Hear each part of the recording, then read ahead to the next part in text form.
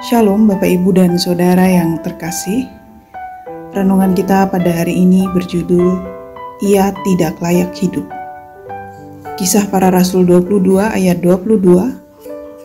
Rakyat mendengarkan Paulus sampai kepada perkataan itu, tetapi sesudah itu mereka mulai berteriak katanya, "Enyahkan orang ini dari muka bumi, ia tidak layak hidup." Kisah dalam bacaan hari ini bermula dari sebuah provokasi yang mengatakan bahwa mereka melihat Trofimus, seorang non-Yahudi dari Efesus, bersama dengan Paulus. Mereka menyangka bahwa Paulus telah membawa Trofimus ke dalam bait Allah. Seketika rakyat gempar dan menangkap Paulus, lalu menyeret Paulus keluar dari bait Allah, dan seketika itu juga semua pintu gerbang bait Allah ditutup.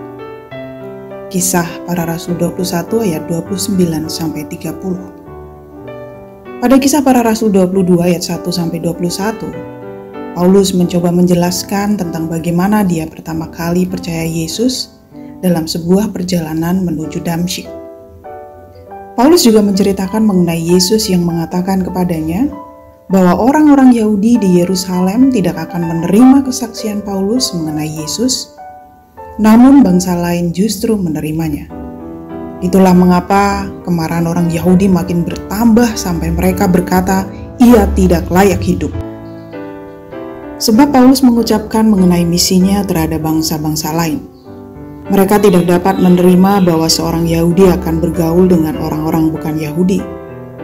Bahkan jika kita membaca pada pasal 23 ayat 12-15, kita akan melihat bagaimana mereka merencanakan pembunuhan Paulus. Bukankah yang demikian adalah sebuah sikap beragama yang penuh dengan kengerian? Merasa berhak menghilangkan nyawa orang lain atas nama kemurnian agama.